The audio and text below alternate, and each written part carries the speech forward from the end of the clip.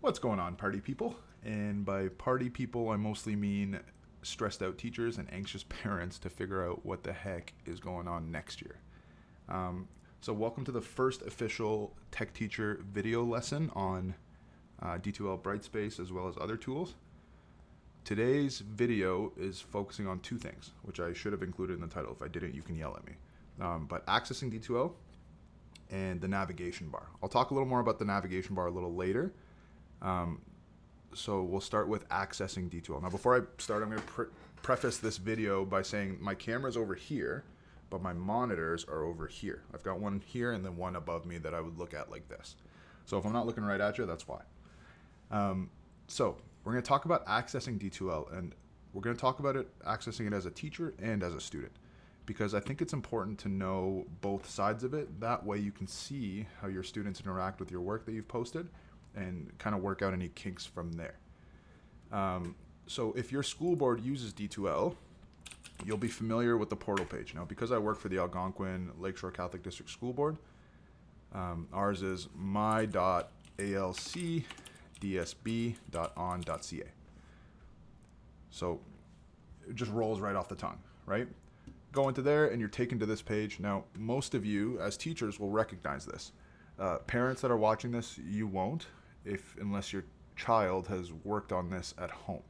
So from here, you can access emails, the Office suite that gives you access to your Word, PowerPoint, everything else from there. The student one looks similar,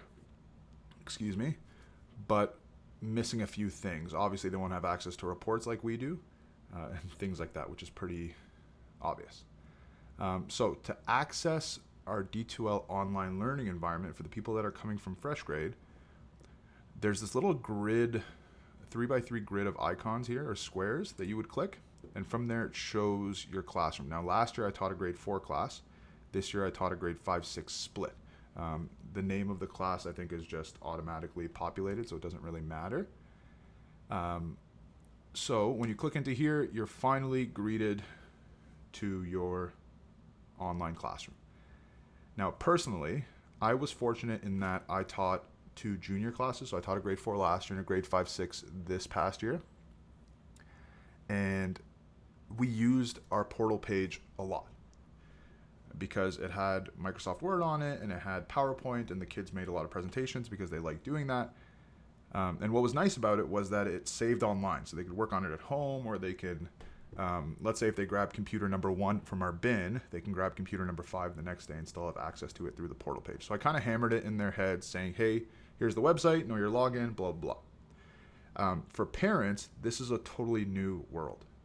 So the first trick I'm going to show you as far as accessing this classroom is you can tell parents, okay, go to this website, my.whatever.on.ca, sign in, then find the squares, then click the link, now you're in, right? Okay, sure, that works. Or to create ease of access, and that's the whole idea behind this, right? You want to make this as seamless as possible and as easy as possible for everyone. So what you can do, a little trick that I found out, and I didn't use this until towards the end, which I'm a bonehead for, but you live and you learn, is when you click, so for yourself, when you click select course on this 3x3 grid, and you right-click your classroom, there's an option to copy link. So what that means is you've bypassed that first initial website, the my.whatever.on.ca. You've bypassed having to find the grid. You still have to sign in, but it gets you there in a more direct way, and I'll show you what I mean. So I'm going to open up a private window here. And I'm going to switch my view so you can see what I'm seeing. Perfect. Oh, turned off my camera by accident. Okay. So I'm going to go back to the site. Actually, no, I'm not going to go back to the site. What I'm going to do is paste that link that I copied. So it just looks like a string of letters and numbers. It doesn't really matter. You can hit enter. And now it's asking you to sign in. So I've got a tester login that I can use here to show you. And I'm going to block what it is because, for obvious reasons, to protect privacy and all that. It's going to ask for the password. And it's going to say if you want to stay signed in. If this is a personal device, sure, go for it. It can be kind of a pain in the butt to sign out because it constantly signs you back in. It's silly. But once you hit yes or no, so I'm going to hit no in this case, it takes you right to the website. So what this means for you is that instead of emailing a list of instructions saying, hey, sign in, here's this, go to there, find this little square, and go from there, you can just email out this link and be able to give parents a direct access to your website, even if they're unfamiliar with D2L completely, right? So that's the first tip. Moving on, D2L is designed to be used across many platforms, right? So you can use it on cell phones, tablets, your computer, your laptop, whatever you want. The only thing is it's mainly designed to be used on a bigger screen, and I'll show you what I mean.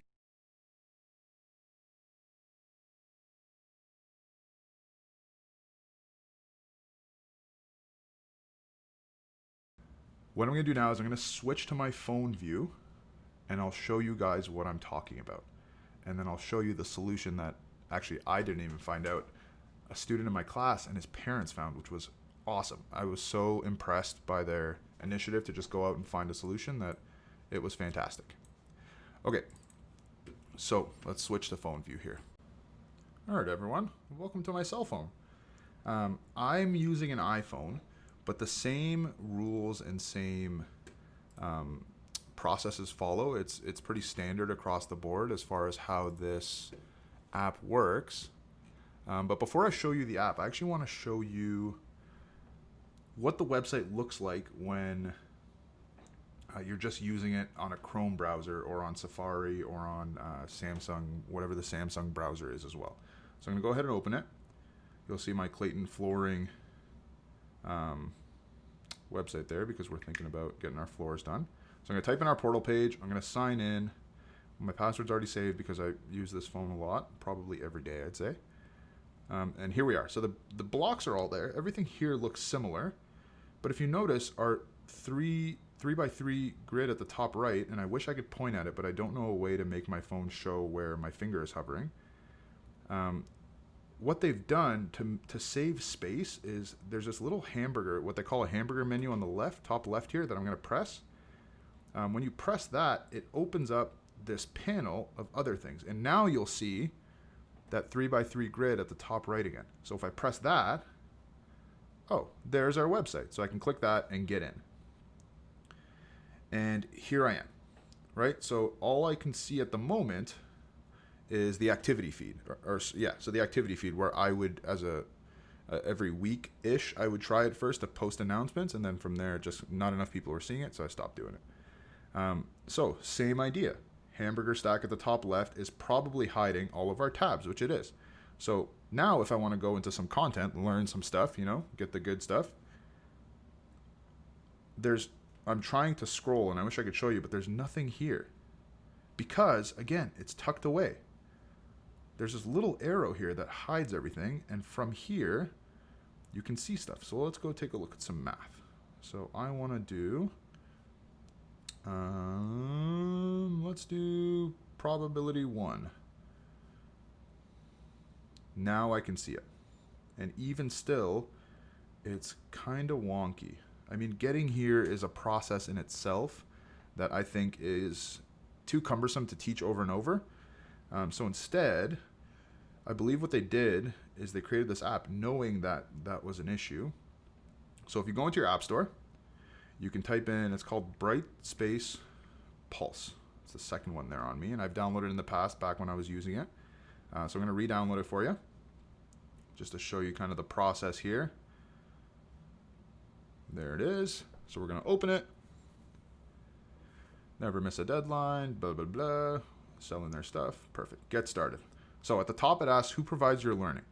So I'm going to type in my school board. Algonquin and Lakeshore Catholic District School Board. I can see it second from the bottom there. So I press that. And it's going to ask me to sign in again.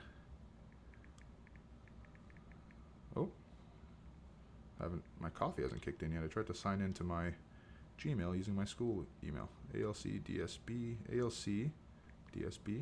See what I mean about rolling right off the tongue? So I'm going to skip this part where I type in my password for obvious reasons. Okay. So again, same question, stay signed in. Doesn't matter for me because this is my cell phone, so I'm going to hit yes just because. And it says, would you like it to send notifications? So this is up to you. The notifications would look like if there was an activity feed post or content posted, depending on how you set it up. So I'm going to hit don't allow because it doesn't matter for me. But you'll see as soon as you go into the app, you're given your classroom. I have 3, but in theory, your student or your child will have 1, whichever class they're in. Or if they're in high school, there'll be several. So I'm going to hit my grade 5 class. I'm going to tap it.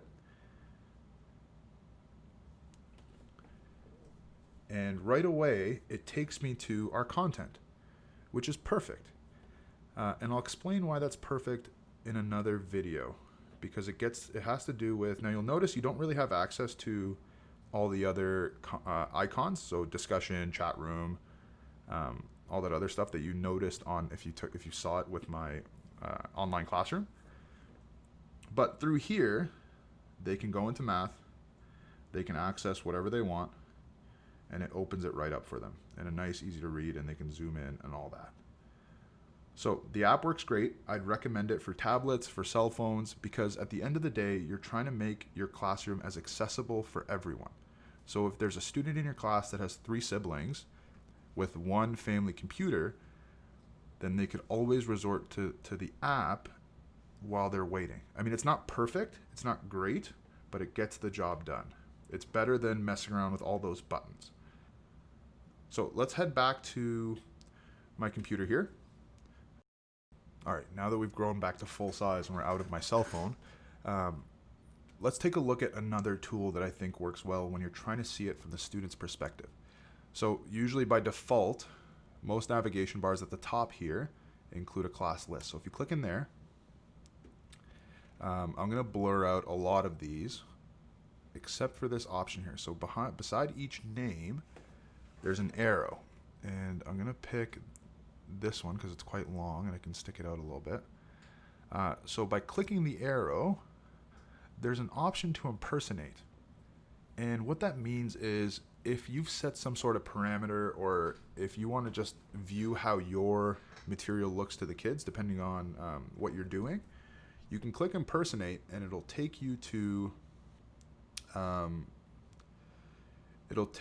back to the home page, but now as if you're the student.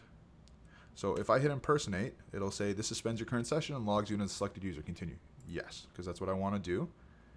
And up here, it'll show the student's name, which I'm going to blur out, as well as that you're impersonating them. So now if you go into your content or you go into your discussions or whatever, you'll see what they're supposed to see. So if things don't look right, then you can nip it in the bud right there and take care of it, right? So as far as accessing D2L, that's pretty much it. Once you get those tricks going and you get those tools ready for your kids, it makes it easy for anyone to access it as long as they have something they can connect to the internet. Okay, so next part of the video is about the navigation bar. So I mentioned it a couple of times. The navigation bar, or Nav Bar as I'll call it sometimes, is this set of tools right here. And essentially what it does is these icons all link to different parts of your website. So content being the biggest one, probably the meat and potatoes, as well as Dropbox. What Dropbox is it's where students can submit work that they've done for you either by picture or by typing it out, or a document, whatever. I should probably stop impersonating here. There we go. Okay, back to me.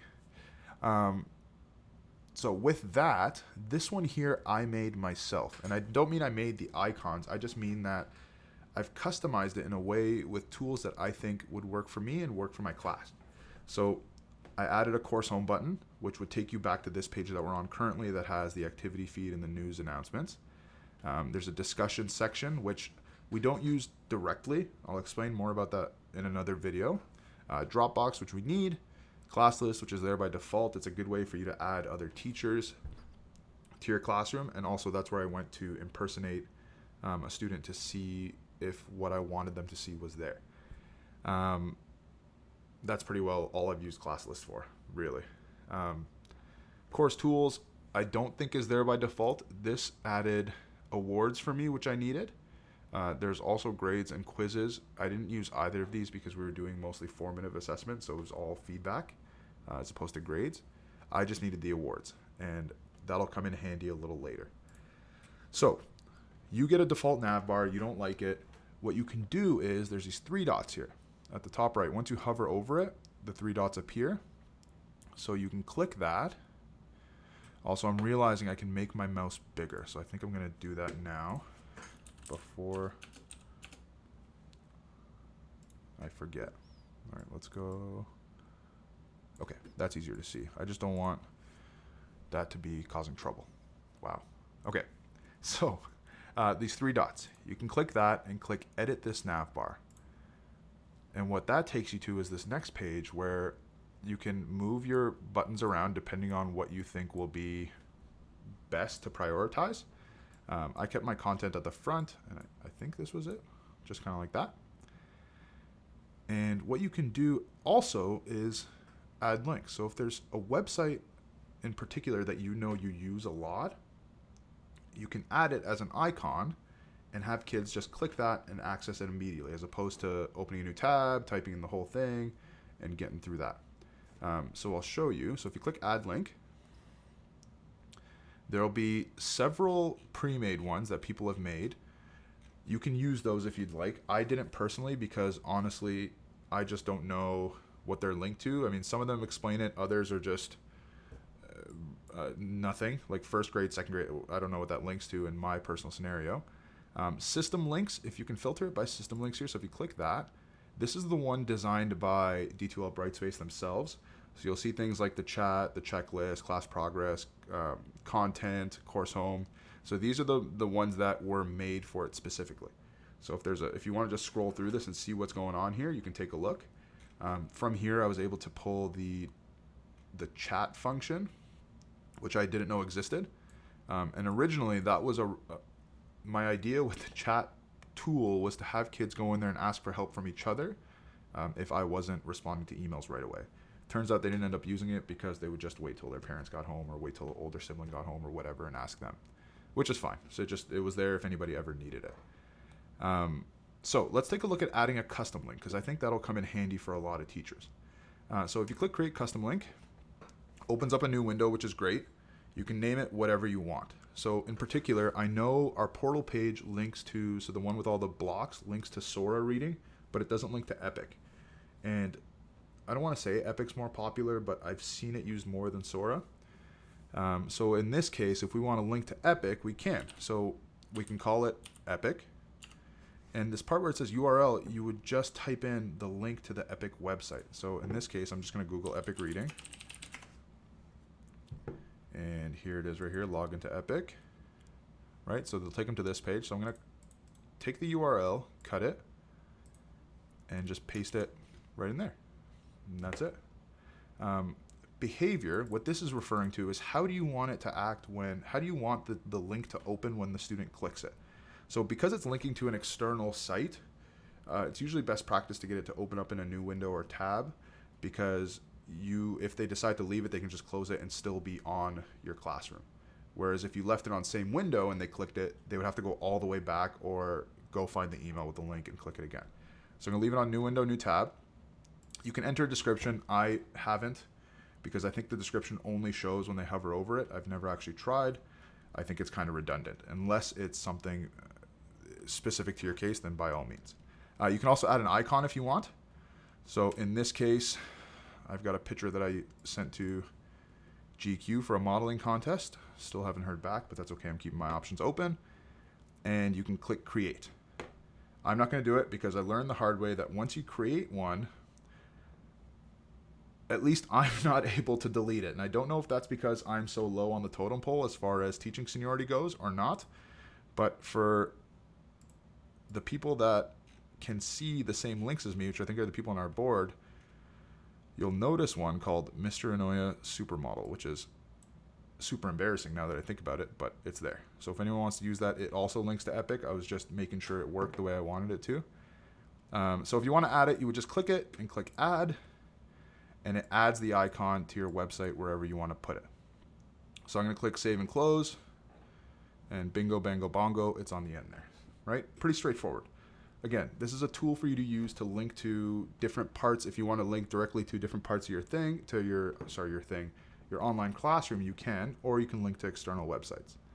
Now there was a second option there when I clicked the three dots that I don't know if you noticed, which is called Manage All Course Nav Bars. So a cool thing that you can do with these navigation bars is, as a school, if you wanted to assign by primary teachers, by junior teachers, intermediate teachers, someone responsible for creating a nav bar that they think will work for everybody, you can do that. And it's through this Manage All Course Nav Bar. So if I click that, it takes you to a different page, and you'll notice mine says Activate Navbar SMB2. This is one, when I was making it, I thought I was making it for myself. Turns out I made it for everybody. Because when you click Activate Navbar, now you'll see all the navigation bars that have been created for everybody. So there's one from Regi, one from Loyola, a few summer school ones, all that. So I made SMB2. So what you can do is create Navbar, enter a name for it. So if you want to call it your school name, you can. So I'll go SMB3. And from there, this button here looks very familiar because it's the Add Links button. So now you can choose whatever links you want to add to it. So I'd start with the system links first, because if you remember, these are the ones that have the main kind of meat and potatoes. So your content is here, your class list is here, all the tools and the if you wanted an e-portfolio for students to kind of collect materials, you can do that as well. Groups, awards, which is a big one, and I'll get to that again in another video. But all of it is here. And once you get all that done, you can save it, and it becomes available to everyone else in your board that has access to D2L. Yeah, I mean, otherwise, that's pretty well it for this video. I'm hoping it's not too long, because I know this can be daunting, and I would recommend kind of taking breaks between certain topics if you find yourself getting overwhelmed. But yeah, it's gonna get more specific from here as far as what you can do, and I'll get a little bit more into how I did it. But as of right now, the big kind of takeaways would be creating that link directly to the site, and being able to customize your nav bar, as well as using the app for mobile devices. Because again, at the end of the day, we're just trying to make this accessible for everyone and trying to make it as easy as possible. So that's it for this Tech Teacher Lesson video. Give the page a like, subscribe on YouTube, do whatever you need to do to make sure you catch the next one as it comes out, because this is going to be, I don't honestly know how many videos are going to be a part of this series, because the more I keep thinking about it, the more that comes up, because there's just so many different ways you can do it. But we're also later going to be covering Loom, Microsoft Teams, and Whiteboard as well, and how they work hand in hand with D2L. All right, so make sure to stay tuned. Hope you guys liked this one, and if you did, please give it a like. If you have any advice or any tips or anything that you want to share, please feel free to message me or leave a comment or whatever. I'm more than open to ideas, because again, I didn't design this. I'm just someone who likes to fiddle with things and likes to problem solve, and this was what I was doing for the last 4 months. So yeah. All right. Thanks everyone for tuning in, and I'll see you next time.